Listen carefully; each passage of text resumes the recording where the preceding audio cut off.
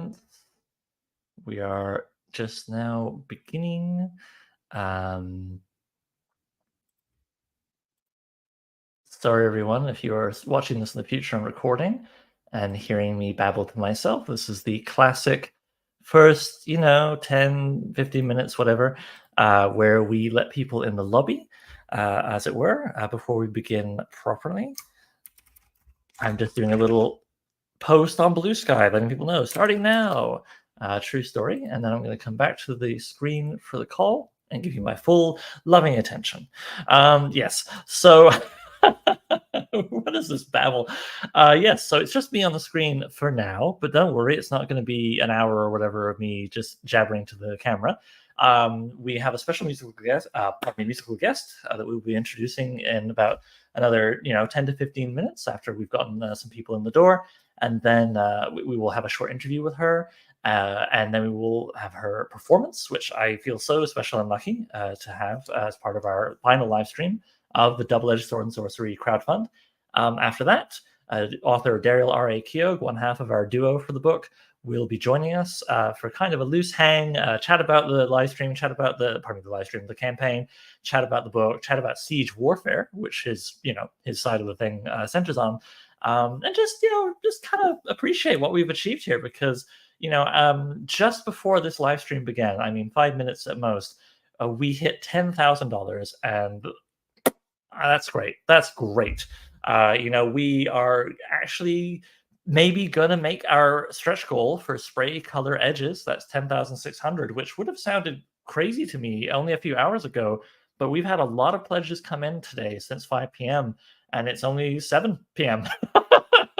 So, we've got until noon this Saturday, tomorrow, if you're watching this live, to bring in more pledges. Who knows what could happen? We might even have overtime, which can happen on BackerKit. If someone pledges in the final 10 minutes, that extends the campaign by 10 minutes, so to 12:10. And if someone pledges again, within that next 10 minutes, they do 12:20, 12:30, it could happen. It could happen. So I don't know. I don't know exactly what to expect, but I will know that I am extremely grateful for everyone's support, everyone backing and sharing, telling their friends about it, that kind of thing. This was a very ambitious project, especially being our third crowdfund of the year. I wasn't sure what was going to happen, and I'm very happy by what has happened so far. And I'm sure I won't mind whatever happens between now and noon tomorrow.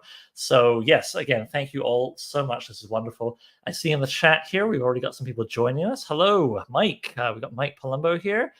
We have one of our authors, the other author, Bryn Hammond. I'm forgetting how to speak. I'm so happy to see her. And actually, there's Daryl Keogh as well. So yes, our author duo are both in the chat. Julie Bozza, wonderful super fan of everything we do, is here. Tim's Totality, the entirety of Tim. There is no Tim that is not here. Has joined us in the chat. Depending on time zones, people are either having coffee first thing or they're cracking open, a beer right now. Certainly tonight at some point I'll be enjoying this, but not yet. I want to be, the best interviewer I can. So I'm going to leave alcohol out of it for now. What else has happened that I can report? Oh, Jay is here. Jay, good friend of the whole Nest crew and part of the Nest crew as the editor of our anthology, Beating Hearts and Battle Axes. So that's cool. The family's all coming together here. We got Alligator 3 was taken. Alas, Alligator 3 was taken, but Alligator 3 was not taken. So there you go. Gosh, sorry, everyone. It's been quite the year for myself. Been working very hard with the team. I don't do this on my own. Let's give some credit right up front. We've also had this year for the magazine's crowdfund. At the beginning there, we had Kevin Beckett, a social media coordinator, and then he chose to move on to focus on his excellent Sword and Sorcery newsletter, Just the Axe Man, and then slung in our new social media coordinator, Lee, who is currently overseeing this very live stream. Hello, Lee. Thank you. And of course, we have Nathaniel Webb, layout and design, and we have Valerie Valdez, our copy editor. To say nothing of various other very supportive people in the community, for which I just am eternally grateful. Because when you're doing things in the independent publishing level, it's really all about, friends and help and support and that kind of thing, because you don't have a big, whatever, established publishing company of 70 years or whatever. So yeah, it feels amazing to have gotten this far, to 3 for 3 on the crowdfunds this year. We're going to be bringing you guys by the end of the year, or worst case scenario, very early January, but fingers crossed, we'll see what happens. The new issues of the magazine, the anthology, this book. I don't want to overpromise to it, so I'm going to stick to what I said on the crowdfund, which is somewhere in the first quarter of the year. So that means January, February, or March, somewhere in that window. I know it's kind of wide. We're going to try and get it to you as soon as possible, but as long as we are still doing it right, we don't want to rush and make a mess. But yes, because this is all very new territory for us, we're being a bit wide open on the window of delivery, but it will be delivered. And again, thanks to all of you so much, because this book will be traditionally printed, which is wonderful, wonderful, wonderful. So much more control over the quality of the final product, and it's what lets us do this with 2 completely different covers on either side, right? It really makes the double work. If we had to do print on demand, let's say, there'd have to be like a barcode, smack on one of those covers, and it'd be kind of ugly. So yeah, you guys have not only made it possible for us to do this book, but to do it to the level of quality that we really want to do it, because we are a big believer in the book as object. Even the digital stuff, of course, we want to put our backs in and make it something that you are proud to have on your shelf, in your Kindle, on top of your head, wherever. And clearly that's something that you all care about as well, because we have sold all of 100 of the originally planned print run of hardcovers, which, wow, that's really cool. We are going to up that order a little bit, probably to like 125. So if you're watching this, and we have had more pledges since we decided to do that, so I forget where we are now, but over 100. If you're watching this and thinking, do I want a hardcover? I don't know, maybe I'll get it later. I promise you, if there's any leftovers of the print run after this crowdfund is over, there will be like 3 or something. There won't be very many. So if the idea of the hardcover with its bookmark ribbon really appeals to you, I definitely recommend pledging for that before we wrap tomorrow at noon. All right. Oh, hey, it's Julie's birthday in the chat. Well, that's super cool. All right. Okay. Well, I'm extra glad we have a musical performance tonight. So, okay. I'm gonna do one last little check around the couple of places on the internet where we tend to scoop people up to come and check out these shows. So allow me to do the rude thing where I look at another screen for just a minute. Yep. Okay. I'm going to look at Blue Sky, which has had a lot of new people come in today. It's really becoming the happening place, which is nice, as I rather enjoy that place. Okay, I've looked at the other parts of the internet. No more. I'm here for the live stream for the duration. So, yes, it's 7:08. I think I'm going to give it 2 more minutes, and we will officially start. The curtain will part, the interview will begin, then the music. And then Daryl coming up on stage with me. So for now, I don't know if anybody in the chat has anything they'd like to throw at me as a question or a comment, but you have somewhat less than 2 minutes to do that, and then we're off to the races. Gosh, sweet, sweet water. Oh, what a year. Yes, and those of you who don't know, though I imagine you do if you're backing the crowdfund, I have a smooth hair fox terrier named Polly, who is a little over 1 year old, because I thought, who needs sleep, right? I'm going to try and expand the magazine into a book publishing business in the same year that I'm raising a puppy. So yes, I'm well practiced in doing these things by now, which is also kind of a neat thing to realize. But if I stumble over my words a little bit, that's just because part of my body is yelling at me to go to bed. And I must say, once the crowdfund is over, there will be the traditional celebratory meatball sub. Those of you who don't know what I'm talking about, it'll be in the final crowdfund update, don't worry.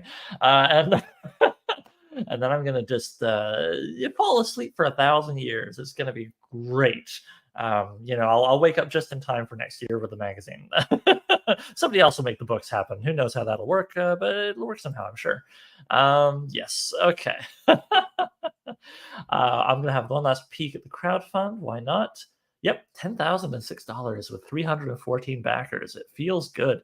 Plus, we've unlocked a bonus Orhan and Snow Leopard story by Daryl, which, you don't have to read to understand or enjoy the novella, but it kind of loosely ties into it. So it's like a flavor enhancer, I guess you could say. And in that same manner of connection, we've unlocked recently 4 beautiful poems by Bryn Hammond, which connect to her, loosely connect to her novella, Waste Flowers. So that's really cool. And like I said, it felt very ambitious this morning, and now I'm kind of thinking maybe we're going to do it. If we hit 10,600, another $594 could happen. We've raised almost 800 today.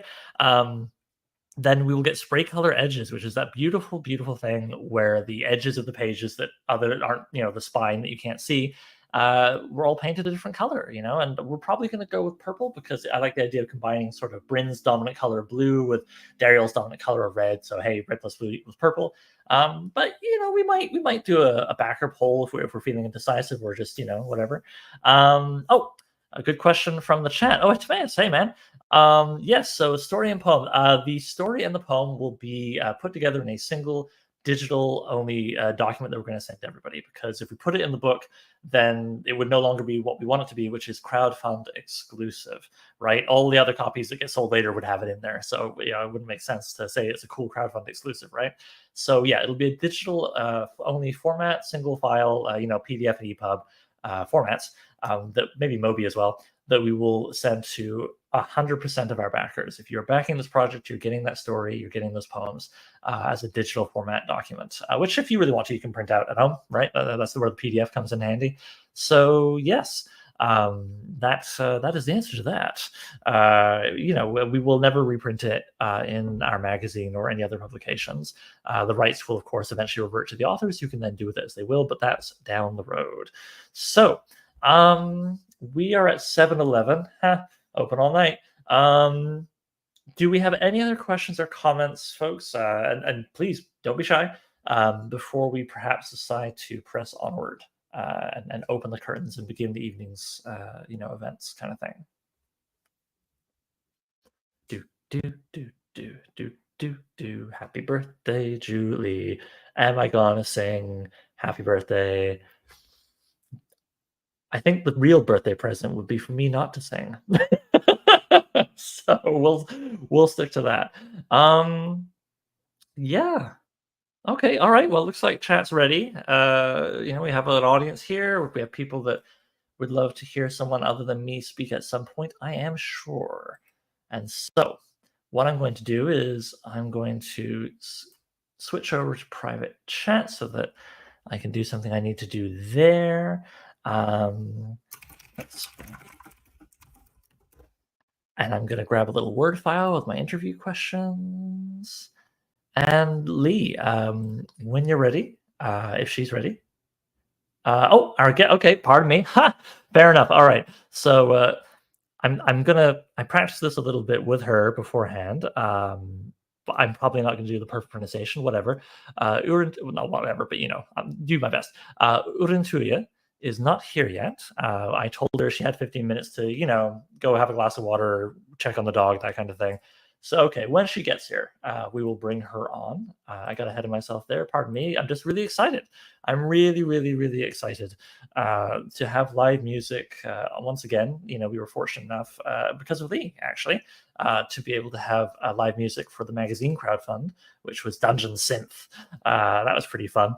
And this time around, the fact that we're having, a Mongolian musician playing a traditional instrument for this crowdfund makes 10 kinds of sense to me, but I never would have expected us to be so lucky. And again, big thanks to Lee, who found our musician and made contact and, did all that hard graft of laying that groundwork. So, it's good to not be doing 100% of this on my own, because I get to share the labor, but also other people who have good ideas that I don't have. And they become part of the whole big soup of the project. So while we wait for our guest to show up, I guess I'm going to make the sound of opening a beer, but I'm not going to necessarily drink it yet. I really like the sound. It's just pleasing. Could be a soda, I guess. There we go. There's some beer can ASMR for you all. I'm going to have a little celebratory sip. I promise I will not go wild on that sip. Henderson's Best Amber Ale, for those who are curious. Henderson's pretty good stuff. What else can I say? Gosh, so much has happened.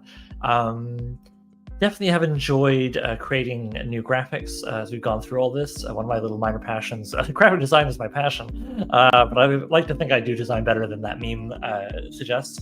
And it's been fun just trying to find ways to represent and make interesting the cover art for the two covers that we've been riffing on for all our various announcements.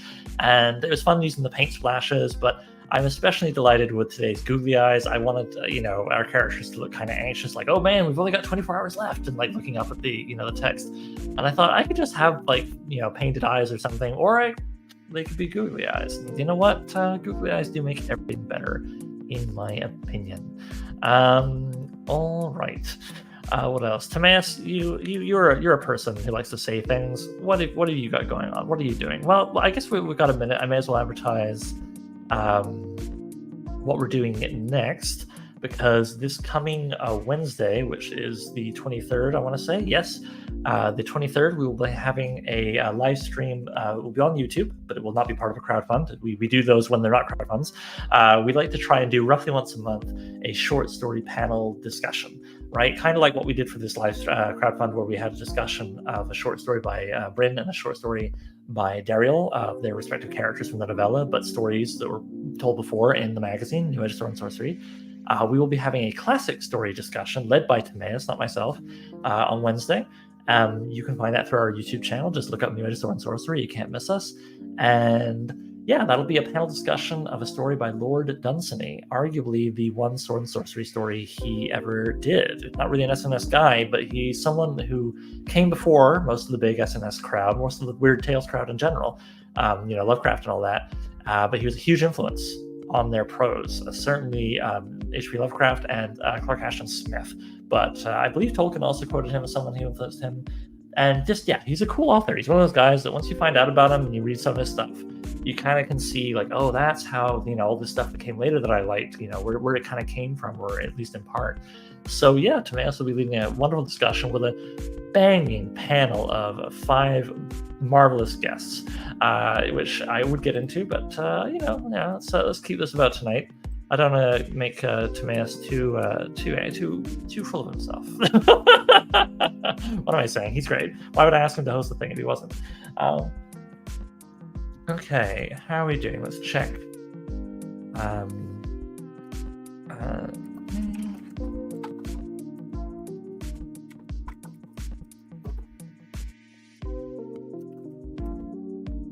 All right, yeah, well, anyway, Leah will tell me the moment she's back, I'm sure. Meanwhile, there's a new comment.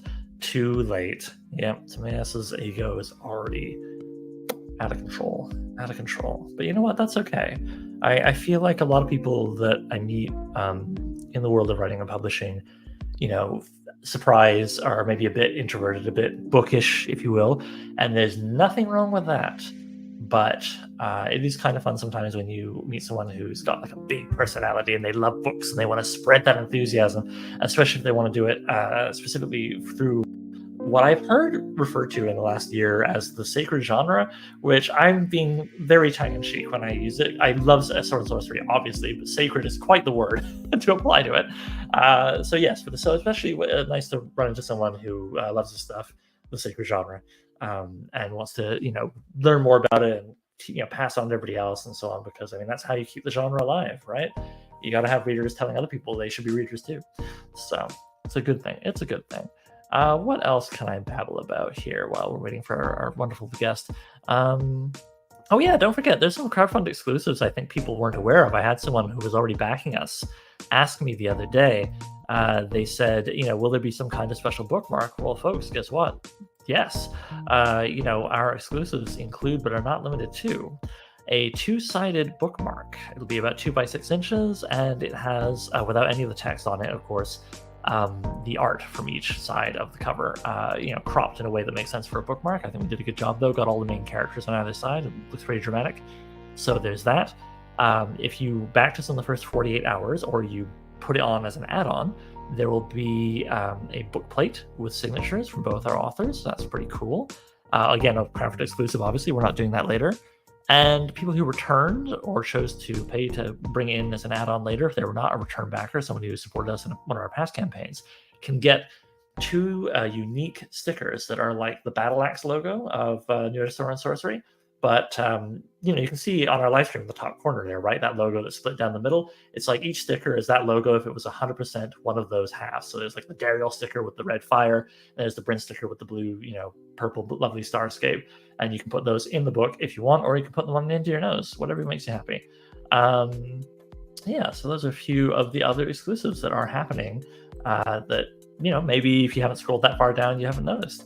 Also, a couple of very unique ones. I actually haven't checked on who's getting these yet, but the very first backer on the very first day will receive a behind-the-scenes one-page document written by Dariel Keogh about his experience writing Walls of Shura Yulon. And conversely, the top backer, which on BackerKit, the platform we're using here, means the backer who is most active in our community tab, where we have, you know, discussions on things related to the book and the subject matter. The person who's the chattiest will receive a behind-the-scenes one-page document by Bryn Hammond about her experience writing Waste Flowers, naturally. All right, I'm just going to come back here. I don't want to be talking while our guest is back. Okay, not yet. What else is there? Well, the story that has already been unlocked and everybody's going to get by Dariel is called The Shaman's Blood Price. And meanwhile, the poems, I don't want to give too much away there, because poetry's, you know, low on text, obviously, compared to, say, a 7,000 word story or whatever. But Grave, Tree, and Took is the name of one of the 4 poems that we used in the screen capture here on the thing. So yeah, otherwise, yeah, you know, we've got add-ons, of course. You can get the magazine. It's the only way to ever get a discount on the magazine on older issues, so that's nice. Issues 1 and 2 are discounted. They contain stories, of course, about Orhan the Snow Leopard and Sister Chaos and Goatskin, with lovely art of the characters included. There's our Rainbow Metal Battle Axe pins, which I'm a big fan of. Every single one of those is completely unique in its coloring, which is really fun. That's part of the process. So yeah, that's another fun little thing you can get there if you want it. And I think, oh yes, of course, if you really want, you can get an extra soft cover or an extra hardcover, give to a friend, and the book plate sticker. If you you know, worked in the first 48 hours, you can add that. So yeah, gosh, I think that's every inch of the thing, other than me perhaps taking a moment to stare and be delighted by the animated GIF I made that rotates the covers, so you can really get across it. It's like you flip the book when you want to read the other side, which is fun. Yeah, all right, back to the campaign. Oh no, I'm getting an echo there. Okay. All right. What else we got here? You know what? I think what we'll do, since perhaps our musician has been held up a little bit, we had her in before the call, like she's here, but it's something maybe has held her up and coming back to the call. Dariel, you're in the chat. Oh, hey, James just joined us. Hello, James. Perhaps, why don't we see Dariel? Would you like to come on stage for 5 minutes while we're waiting on our musical guest? Lee and you can perhaps figure that out behind the scenes.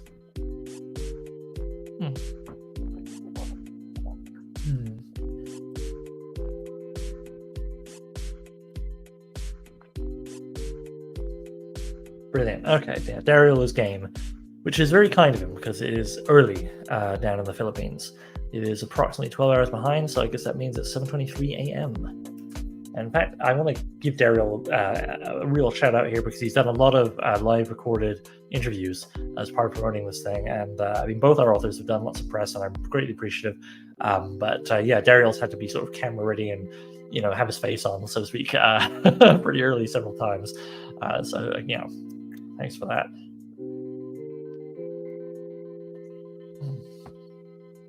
Okay, just gonna do a private chat here.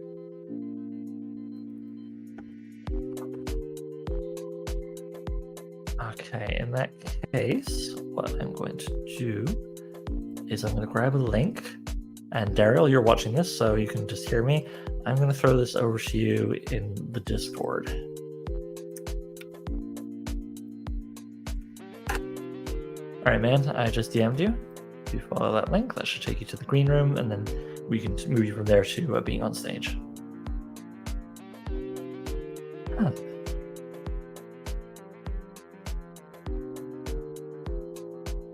Oh, nice, Timaeus. I'm going to have to make up for that by, I don't know, swearing at you loudly, whatever. Why would I do that? Bad joke. You know what I mean. And the point is, I'm glad you've enjoyed our community. It is really nice actually watching things snowball as more people accumulate and join us and are returning each time. Yeah, the New Age Sword Sorcery Brackenbury Books sort of scene, including our Discord, which all members, pardon me, all backers of this campaign will get an invite when it wraps up. That's how we like to do it. Oh, hello, Dariel is appearing. All right. Dariel, good to see you, man. Thanks for coming in. Hey, hi there. Yeah. So, yes, okay, somehow you've missed it, folks, or you're just joining us. You're like, what is this thing? I don't know. Dariel is, of course, one of our two authors for the book, and the author of Walls of Shir Yulan, and in general, the author of the Tales of Orhan the Snow Leopard. How are you feeling, Dariel? Because, like, you've been with us for a couple of magazine crowdfunds, but there it was like the personal investment spread across 40-odd people. This time, like, you're on the cover, and I mean, you got the cover of issue 2, I guess, but you know what I'm saying. You're on the cover. It's just you and Bryn. How does it feel to have this much of the spotlight on you, and to have now be almost on the other side of the crowdfund that was so about you and Bryn? Well, it's a giddy feeling, really. Really excited for it. I had a lot of fun doing the novella and the follow-up story, or rather the prequel story.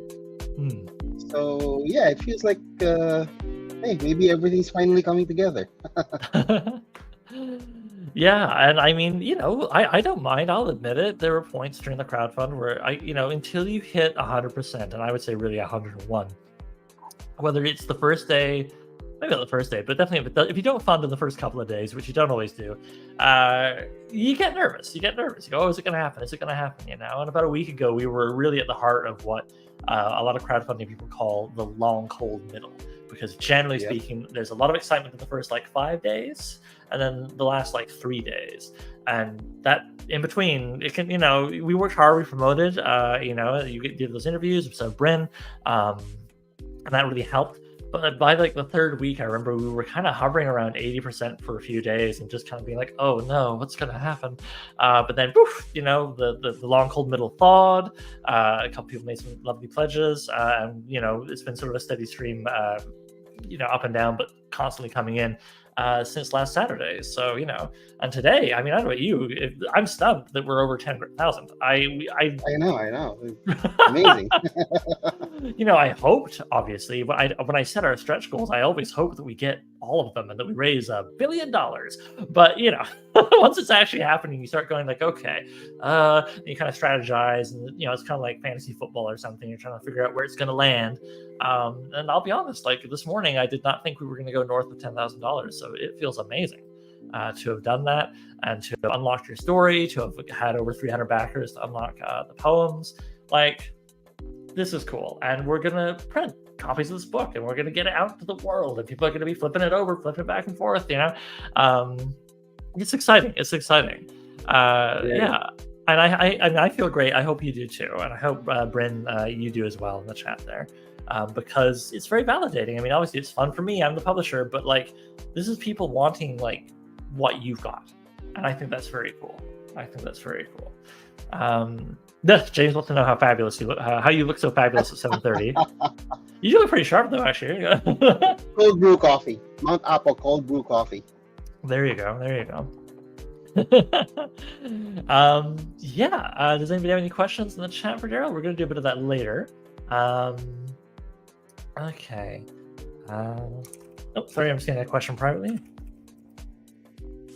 And I'm just gonna do one little thing to really make sure that we haven't maybe accidentally lost our guest. I'm gonna just hello. Yes, please. Oh, I see. Okay. Yes. Okay, I see. There's been a slight mix-up. She thought she had to completely leave the call, and then come back, not just be put into the green room. Okay, that was a technical issue, and that's on me for not explaining that well enough.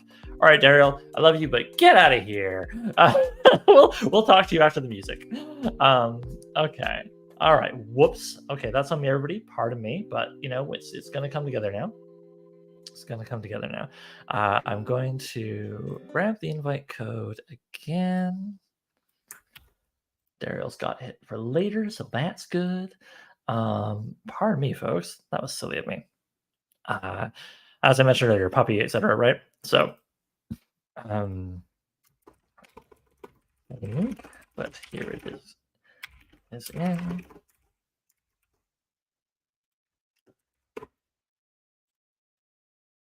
Okay. All right. Okay, everything's in place. Let Uuriintuya know that it is time to come on. Oh, nice. There we go. There we go. Getting people checking out the author's work. That's very kind of you to say, James.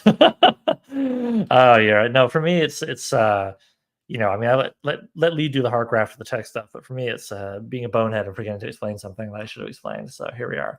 But that's okay.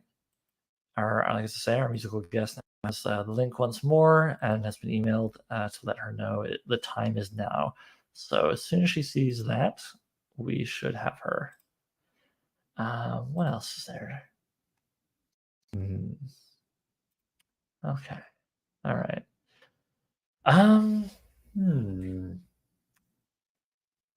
Oh, hey.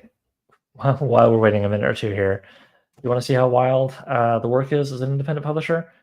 You want to see my to-do list? Oh, this is my singular to-do list. I have to use a paper this big. So there you go. It's a bit wild. It's a bit wild. But you know, it's okay. Nobody put a gun to my head and made me do it. And honestly, the funny thing is, the part of my brain that my whole life, you know, gets really addicted to like real-time strategy games, or not even real-time, it could be turn-based, you know, like Civilization or SimCity, or, you know, more recently Crusader Kings 3, that kind of thing. It totally gets activated by publishing. It's very curious how that works. I can feel my brain being like, ooh, let's get to the next level. And it's like, is the next level more backers on the crowdfund? I guess. So yeah, it's funny how the brain works. Okay, I'm just gonna check the private chat. Gonna check the email again, folks. My apologies. This is 100% on my head, but I do know that she's waiting. She just needs to check her email link, and we should be good. Oh, Bryn says, I've never had so much fun. True story. I'm really, really, really glad.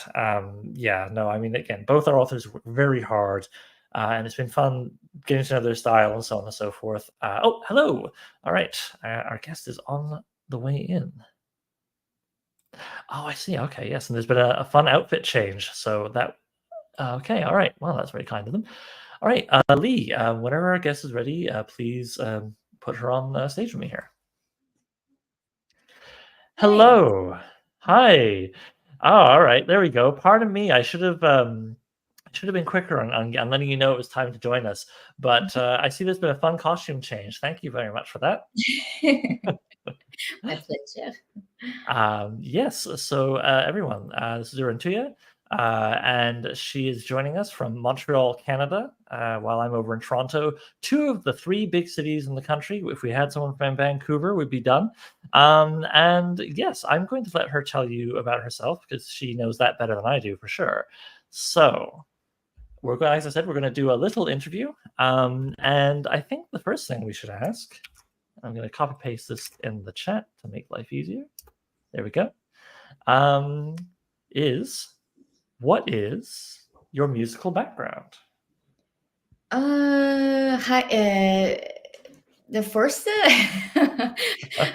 I prefer to say hi to everybody. Oh, I'm sorry. Geez, I'm getting ahead of myself because I'm so nervous about doing it right. Pardon me. Hello. Yeah, hello. My name is Uuriintuya, Khalivan, and I'm very happy to see you in here. This instrument name is Maroon, and my musical background is I played this instrument from when I was little girl, 13 years. So right now is around 20 years. Wow.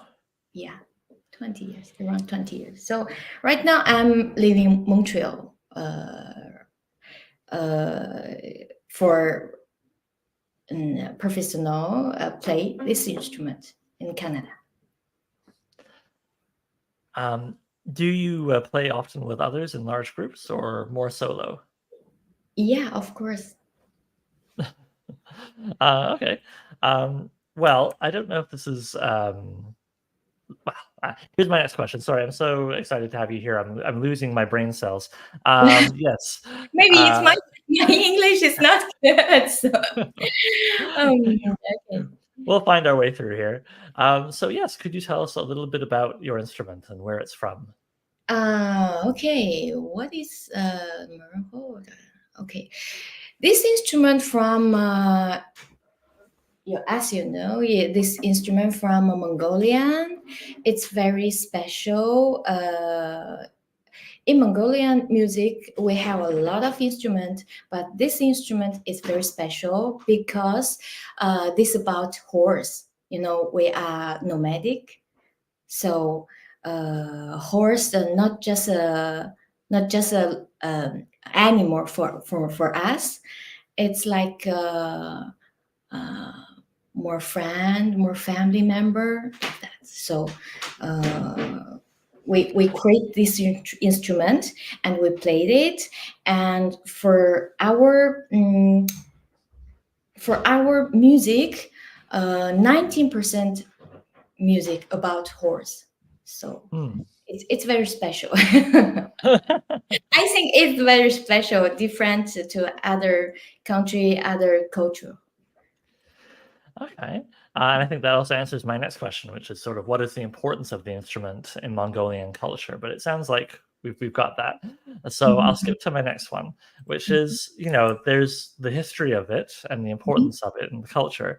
But why did you choose this instrument? What do you personally love about the instrument? Why not the drums?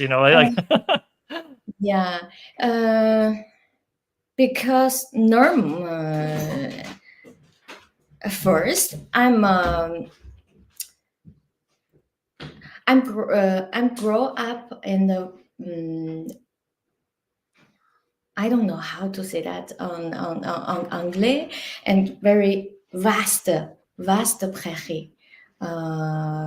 So I'm a Mongolian. So I when I play my instrument, I think about my childhood, like that. Childhood. Childhood, yeah. Childhood, yeah. So it's very happiness. It's I will think about my what I smelled, like grass smelled, what I see in my memory, my country, my hometown's grassland and beautiful view, nature, like that. So when I play my instrument, a lot of time I think about that. But the time is changed, everything is changed. So nature also changed. So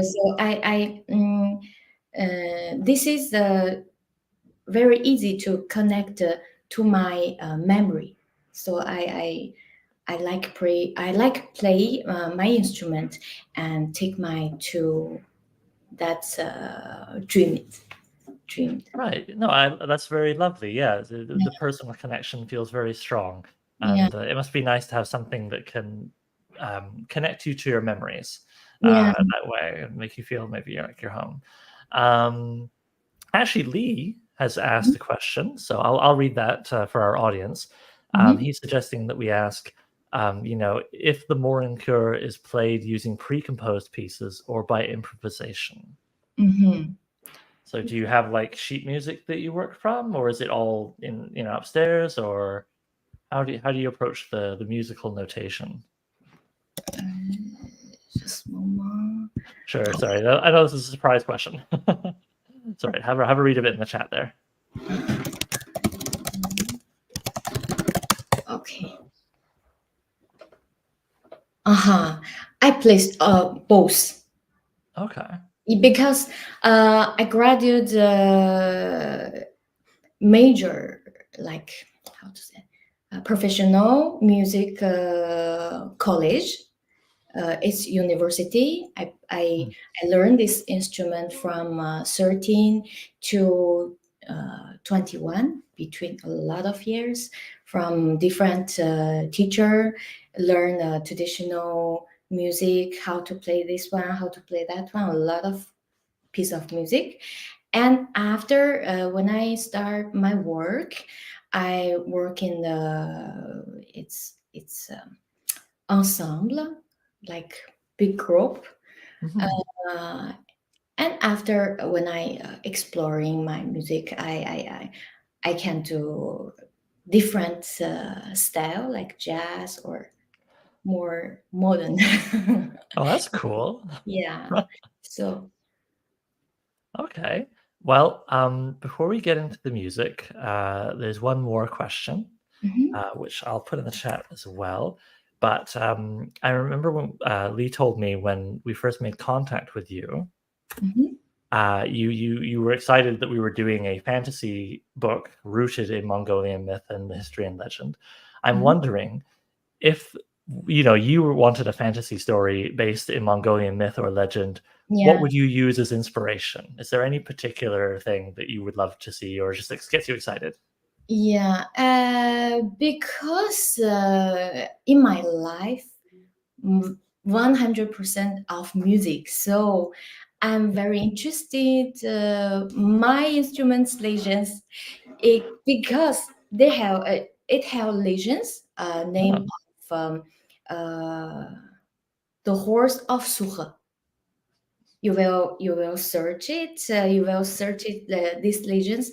It's like a. It's a young guy. The name it's his name is Suhe, and he has a horse, like friend, like family, and the horse it's uh, how to say that it's gone. Yeah, it lost or runs away? no, it's died. Oh, Yeah, died. Okay, fair enough. Oh, and after the Suhe, very missing of him horse and create this instrument. And between this one, they have a dream. He dreamed the horse told him, uh, if you miss me, you can use my tail to make this string, string. and Yeah. yeah, you can make my bone to create this one. You can use wood to create my face, my yeah everything to Yeah. create this instrument. So this is instrument legends. Oh, I love it. Mm, Oh, that's wonderful. yeah. Okay, so I'll stop torturing you with questions now, Mhm. but I would like to ask, what would you like to play for us tonight? Could you tell our audience, the story or song you want to convey? Yeah. So first, because these legends, before I told you these legends about miss, this the feeling I miss my horse. So the Murrenhold, a lot of music about uh, not too strong. It's a little bit sad music, sad melody. So first thing, I pray for play the name of Jusre, a little bit triste, a little bit sad. Okay. Okay. All right. So Lee, take me off the screen here, so we can just see our musician, and you Mhm. start when you're ready. Mhm.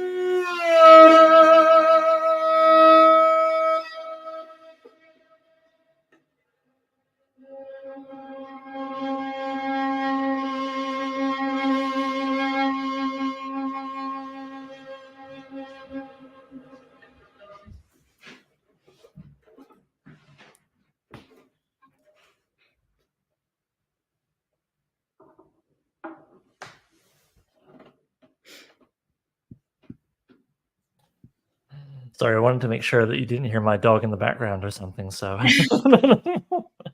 that was beautiful. Thank you so much. I know we kind of put this together at the last minute because of me trying to do too much, all my fault. But do you want to play a second song for us tonight, or are you good?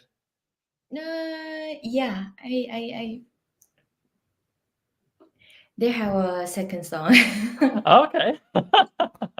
Yeah. Well, first of all, thank you for this one. And what would the second song be called? The second song, like they have in the west of Mongolia, they have four very bigger tree, like crop. So Right. the melody of that's block. That's block. Okay. All right. Well, let me get out of your way. See you later.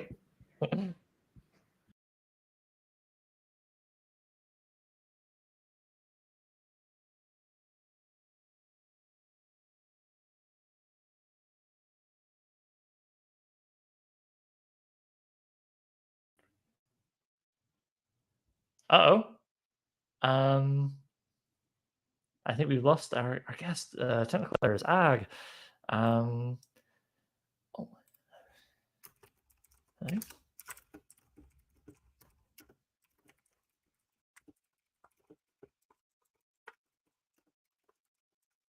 Sorry, folks. I'm writing a hurried email.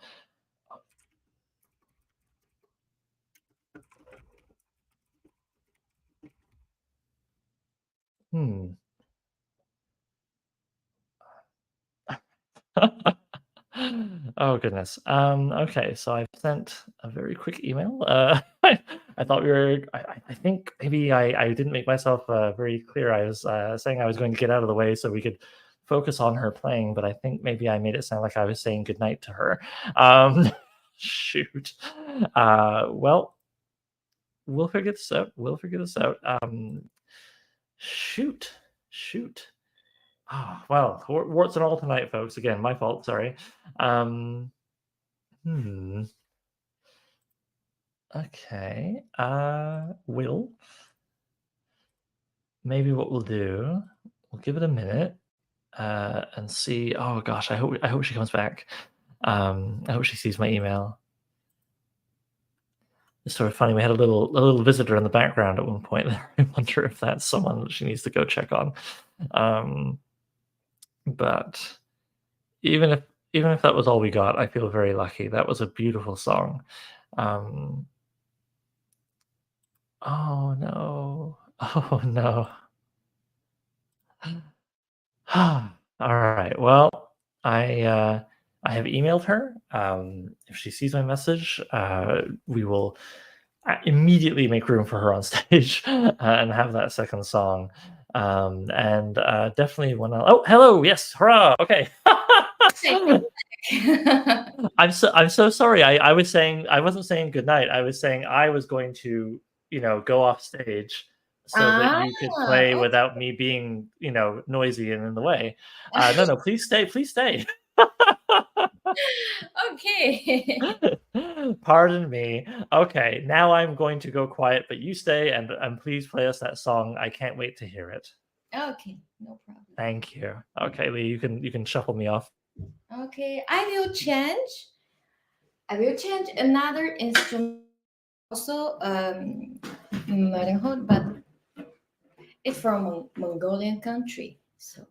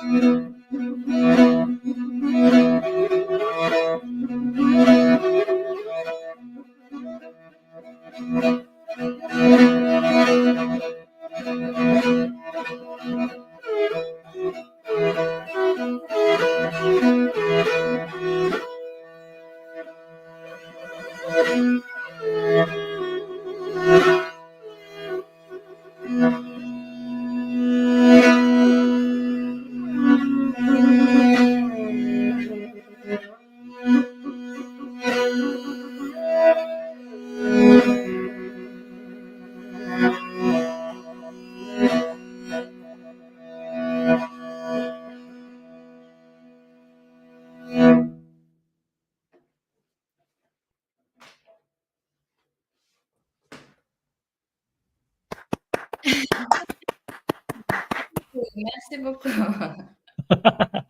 I know it's just one guy clapping, but I assure you, the audience is also clapping in the chat. Oh, and we seem to have wound up with Daryl by accident. Not quite. Thank you. That was so lovely. Yeah. Thank you. Daryl is one of our two authors on the book. But yes, Lee, I don't think it's quite time for Daryl yet. What we want to do is, of course, say again thank you, Uuriintuya, for your time and for your playing our music tonight.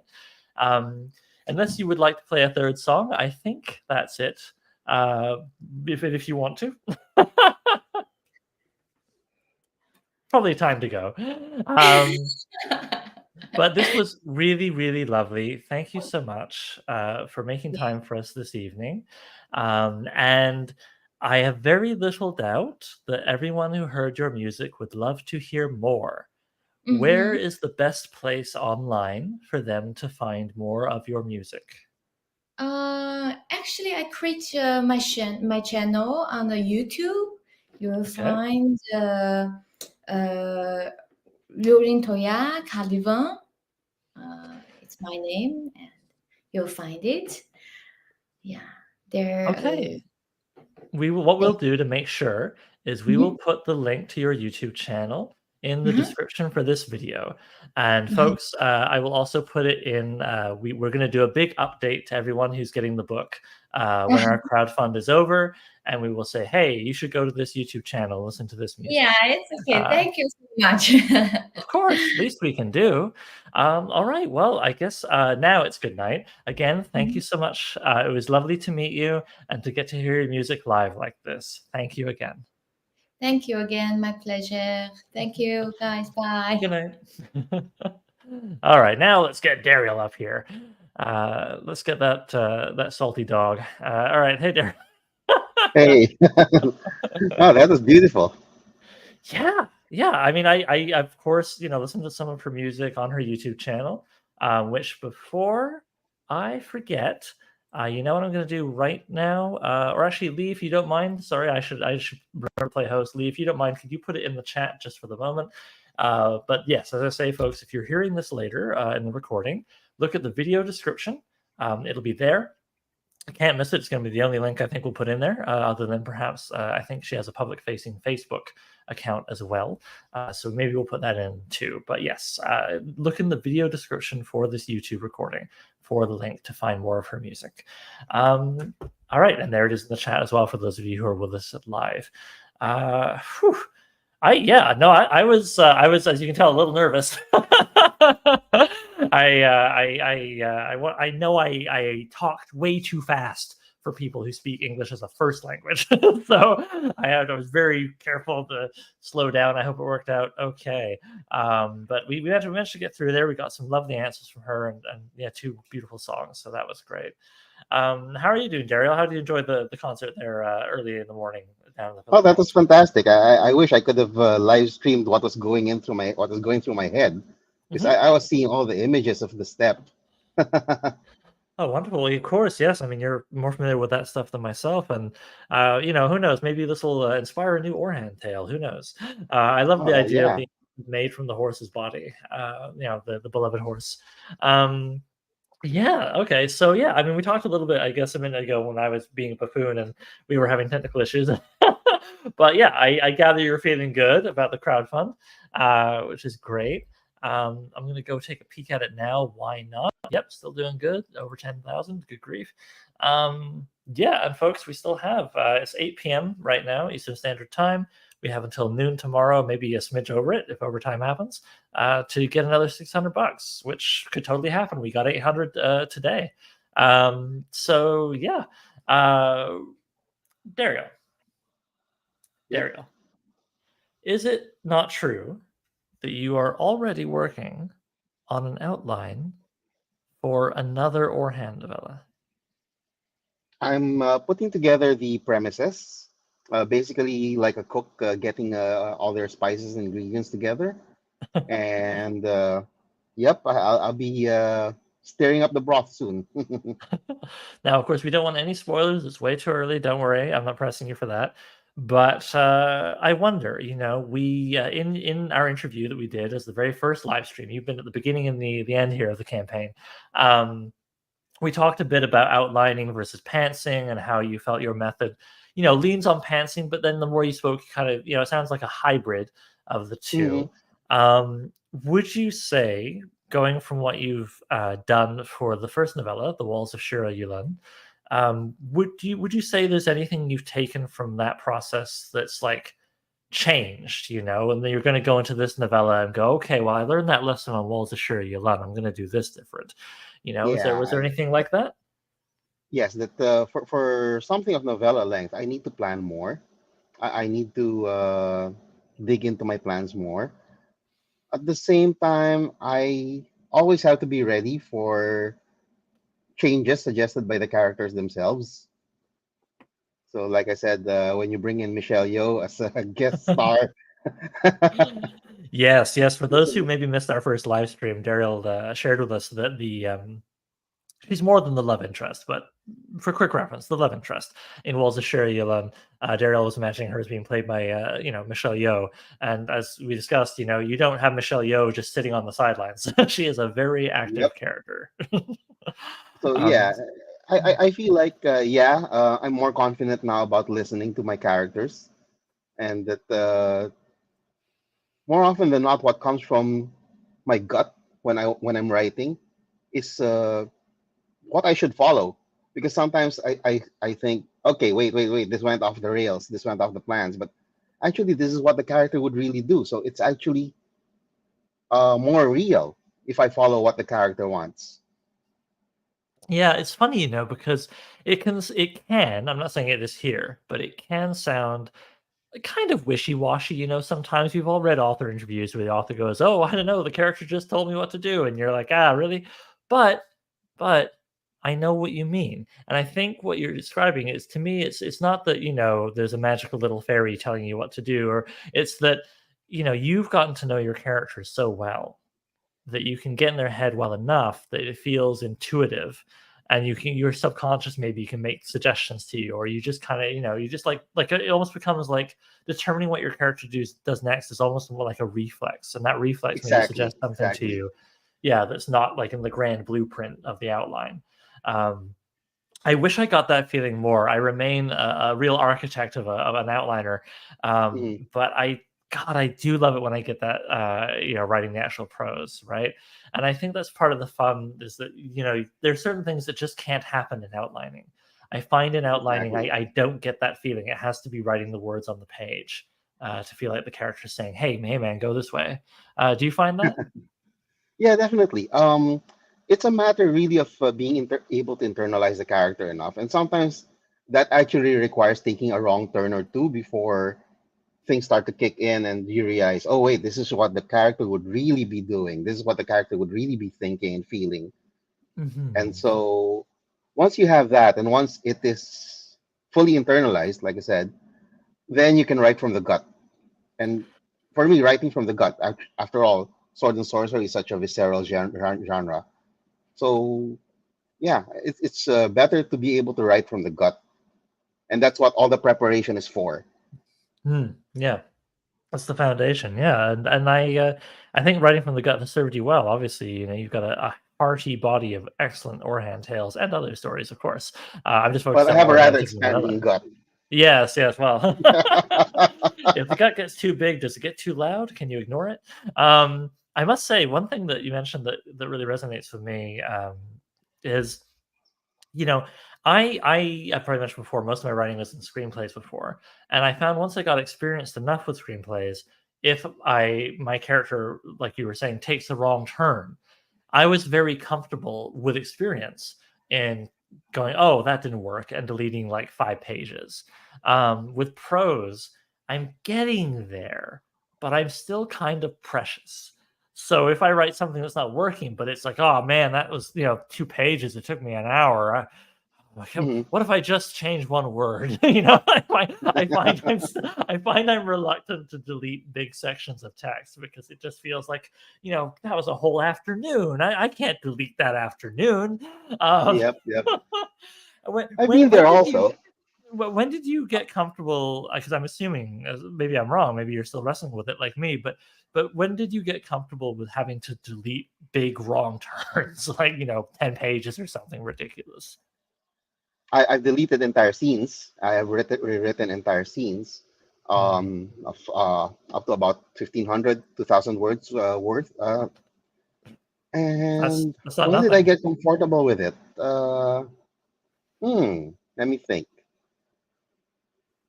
I can't really remember, but what I would usually do is when I do take a wrong turn, I would leave the writing for a bit, maybe take a walk, make myself a snack or something, anything to take the mind off and let the subconscious work.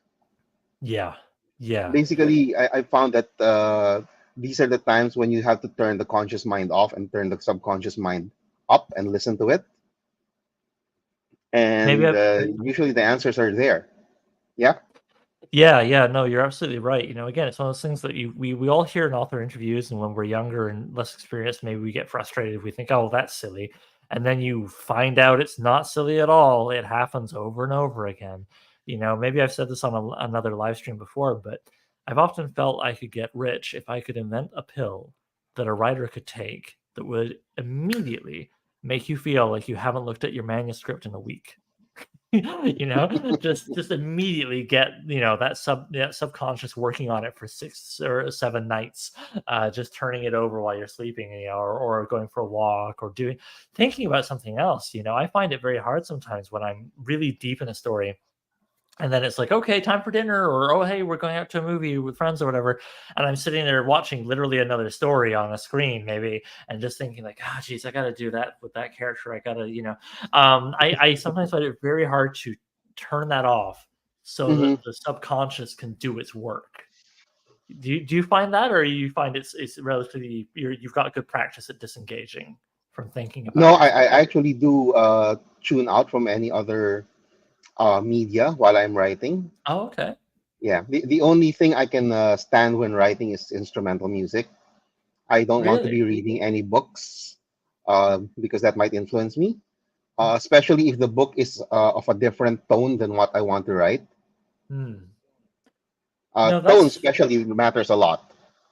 yeah. Whether I'm watching a movie or a TV series or reading a book, if its tone is off from what I'm doing, I feel I could lose the emotional weight that I'm trying to give to the story.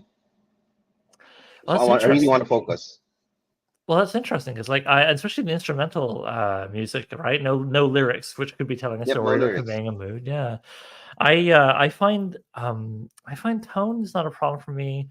If it's really if I have to watch something like if I'm writing a very dramatic story, I can enjoy comedy because it's so over there that it doesn't, But I have to be very careful about reading an author with a really distinct voice, right? So, like, if I'm working Mm, on my story and I'm writing in my voice, and then I pause and I read a bunch of stuff by, like, let's say Hunter S. Thompson, who is a journalist, but he had an incredibly distinct voice. He was parodied and so on. I don't know if you're familiar with him because I mean he's a American journalist from the 70s mainly.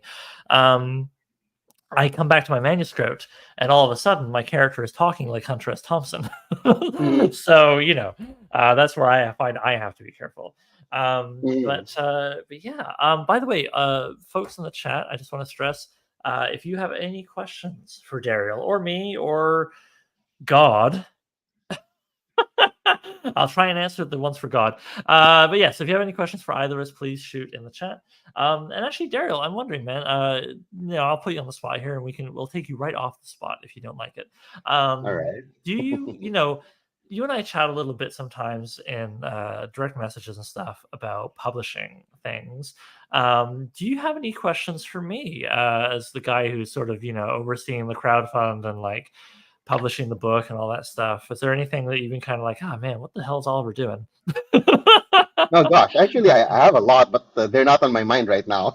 Oh no, yeah, see that's what happens, right? I put you on the spot and the questions just run away like deer, Yeah. No worries, no worries. Well, hey, here's a question I'd like to ask you, and I don't think it's something we've ever talked about before, either on camera or off. Um, how early in your life did you find yourself going, hey, Mongolian history and culture, I'm really interested. I want to learn more about this. When did this I don't want to say obsession, but when did this Mhm. powerful interest that's obviously had a big effect on you and your writing? Do you remember when it began? I mean, it doesn't have to be like, I saw this one painting and it changed my life, but like, roughly how did that begin for you? I think as early as around 14 or 15. Okay. And do you So remember, was it like a trip to the museum? Was it a journey, travel? Do you know roughly what it might have been? I believe it was a Nat Geo issue where Oh, a story on the Khans, on the Great Khans, was the cover article.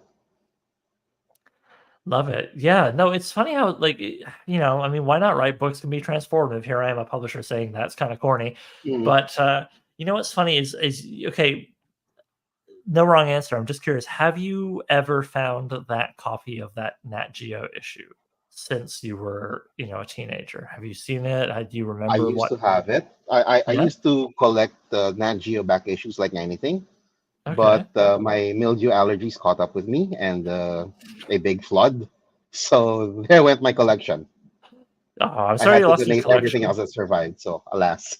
Oh, it's funny. Like, yeah, I've known so many here in Canada. It's kind of a cliche that people, some my generation, a little more my parents' generation, in the basement, you would come down to visit your friend when you're a teenager, and you would see like Nat Geo stacked from the floor to the ceiling in one corner, all the Mhm. yellow Oh spines. yeah. And I know, yeah, and some of these people would have floods, and exactly what you're describing would happen, right? So it's very Yep. familiar to me in a weird way. Um, I often wonder about finding um, that kind of rosebud, that sacred text from when you were a kid that made your Mhm. brain just go, I mean, it's easy to find things like, say, Tolkien, but when it's a very specific, like magazine issue or a nonfiction text, I still can see in my head a book on ancient Rome. And it's like a skinny book. It was about this big. It was black with a big gold coin on it. I couldn't tell you the name to save my life, but if I just pause, I can see every map in it, you know, and the layout and everything. I just know like that. I read that book over and over as a kid, and it definitely shaped my interests going forward. But I wonder, you know, if I could make a magic wish or whatever and have that book appear in front of me, would it be better to be able to see it now as a guy in his 40s, or is it, you know, and just be kind of like, oh, it's a small book, and oh, actually this chapter is not so good, you know, or is it better to leave it living as legend in my own personal like history, you know, like that Nat Geo issue? I wonder if you could snap your fingers and have it appear again, would you be kind of like, oh, it's actually not that great? You know, as a completist, I would have the itch to get it. I would still have the itch to get it, even though I wouldn't maybe enjoy it as much now that I know more. Or maybe you would still have enjoy the it itch more, to get it, right? or Maybe perhaps I would appreciate it better, right? That's might the thing. appreciate It's it a better. gamble. Yeah, I do know that when I read Tolkien now, I'm finding things that I didn't find before. So definitely, yeah. yeah. And you know what's kind of fun, right? Now we're talking about that. Now here's a fun thing to think about as an author, right? As I think it's kind of stroking your ego, but you kind of have to do that sometimes to keep going, right? Especially when you're working late and the edit's not coming together. It's kind of fun to imagine that maybe if it's Walls of Shir Yulan or Track of the Snow Leopard, imagine somebody who reads that when they're 14 and it makes everything come together, and then they're going to read it again 30 years from now. You know, I don't know. I think about that so much. I think about it, but it's part of why, like I was saying earlier, I care a lot about the book as an object. And it's because I feel like we all have such powerful relationships with specific copies of books. You know, that magazine you found on your uncle's shelf, or that one, you know, that dog-eared copy of that book you love that maybe has a pencil inside saying "Happy 10th birthday" from Grandma, whatever. You know, I always think about the big word for it is marginalia, right? You know, the writing in the margins of a book. You know, maybe you get a secondhand book. It's always so charming when you get a secondhand book and somebody's written their commentary on it all the way through. You ever get that where somebody's like, "This is dumb," or like, "Oh, that's so cool," you know, "Oh, what if this happened?" And they just they personalize it. And I kind of I love that, because what it means is it's not just that the book, as it's been copied over however many thousand printings, is special, but that you can within that have a unique, you know, artifact. And then here we are, right? Collaborating. I mean, collaborating is a strong word. You and Bryn are doing the most work, but we're collaborating on creating this new book that's not even printed yet. But eventually, people are going to have their copies, and maybe it'll be a big deal to them. Maybe they'll give it away, and then it'll go on that journey through secondhand bookstores, through somebody's, like, you know, my apartment building has a library for the laundry room, right? People just leave books in there. You know, books go on journeys, go through many owners. What's going to happen? You know, what's going to be the copy of Double-Edged Sword Sorcery that has the longest journey? What's going to be the copy that, like, activates somebody's brain when they're 14 and sets them off on the path of writing their own fantasy fiction? Oh, that would be nice. Isn't that fun? I don't know. Maybe it's just me. I love thinking about that. I think it's so gorgeous to imagine that the thing you work hard on, and that, you know, at its beginning in the primordial stage with the writing and the layout and the, you know, the end product could go on all these journeys. You know, we're printing 2,000 copies of the soft cover. That's 2,000 chances for this book to go on amazing journeys. I don't know. I love that. Plus another 125, I guess, we're looking at right now with the hardcovers. Again, thank you to everybody who's getting those hardcovers. I obviously was a fool. I thought, oh, I don't know if that many people will want the hard. Oh, okay, they do want the hardcover. You know. Well, a friend of mine backed rather late in the campaign, and he said, "Oh no, I got sold out of the hardcovers." Oh no! But as you said, you're going to order more. So yeah, no, it's not too late for him. Yeah, if he wants all right. Yeah, if he wants to pledge for hardcover, maybe he's already pledged and he wants to, like, upgrade from digital to softcover. Okay, cool. Yeah, like, I can't stress that enough this to everybody. It's not too late. Go for it. We'll, you know, if more people order more hardcovers, if the final total is 126, I'll find the money. You know, we'll print 150. It's just I can't. There's no world where I'm going to print 200, 300 1,000. So this, whatever the precise final number is, it's still going to be very limited edition. It's still going to be a very special, unique thing to have. So, please don't think it becomes less special because we do 125 instead of 100. But absolutely, it is available until the crowdfund is over. And then we'll see where the numbers fall. Maybe we'll have like 2 left to sell in the store later. But this is one of those things where I'm very glad I'm the publisher because it makes sure that I get 2 copies, right? The publisher gets advanced copies from the printer. And already, New Edge Sword Sorcery, the hardcover issues 1 and 2 are sold out.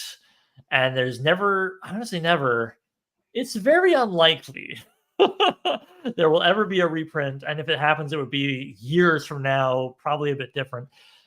So it's just kind of wild now when I hold my own copy. I'm the publisher behind the whole thing, and I go, man, I hope I don't spill my coffee on this. If that happens, that's kind of it. My own copy of this thing I worked hard to make happen is coffee on page 10. Oh man.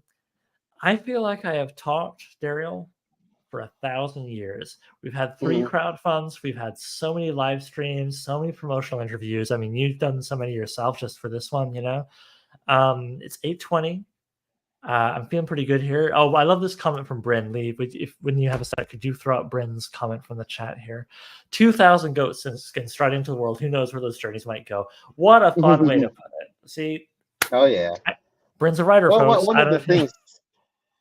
of the things that really drew me to this project was that we were kind of going to do a homage to the Ace doubles.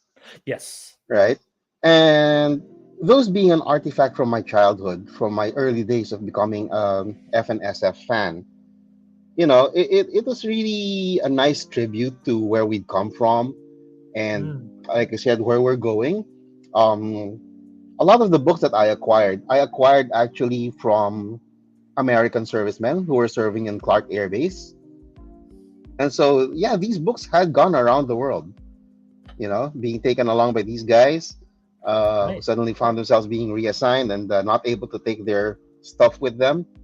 I saw some signed copies of, I've even seen doll paperbacks with the yellow spines with an author signature.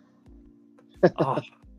I love it. And hey, there you go. Yeah. Right. Of course, Army Serviceman reminds me of that historical fun fact, right? Wasn't the paperback, the mass market paperback, arguably invented in World War II, right? They were a different shape, but it was believe so. For the American Army to put in their pockets, right? So they could bring it. Right. The measurement was for the Army fatigue pocket. Yes. Oh gosh, it'd be fun, man. We should. I'm going to look into it. Maybe it'd be fun to get the exact measurements so we could do our own. I don't know, Ness Army, whatever. With the battle axe logo on it. Yeah. When you're on the front line. Oliver, are you raising a private army here? Yeah, wow, that took a dark turn. It started with trying to do more exciting, inclusive fiction, and it became a mercenary company so gradually. Never really saw that coming, but wow. Anyway, they've invaded Chicago. But why not Chicago? I don't know. But yeah. So like I was saying, I feel like I have talked more this year than ever before, and that is saying something if you know me. So you know what I'm going to do? It's 8:24. Daryl, the chat. If there's anything you want to say before we go, any final questions, please throw them up in the chat, and Lee will put them on screen. And then meanwhile, Daryl, how are you feeling, man? Any final comments? Thanks to the audience. Anything at all you want to say while we've got you here? Well, yeah. Thanks to everyone who backed or even just thought of backing the project and helped us get the word out. It's been a really fun ride. So thanks. All right, we have one question. Oh, there. Okay. I'll read it out loud, Daryl, and then you answer. Yeah, James has a question. My main scholarship interest is religious studies. How strongly does Mongol religious culture, specifically Tengrism, fit in your writing? Or do you leave it kind of loose / non-specific? I leave it somewhat loose. You can see in the stories that Orhan believes in spirits. You can see in the stories that he swears a lot by the four winds, which is my secondary world's equivalent of Tengri, heaven.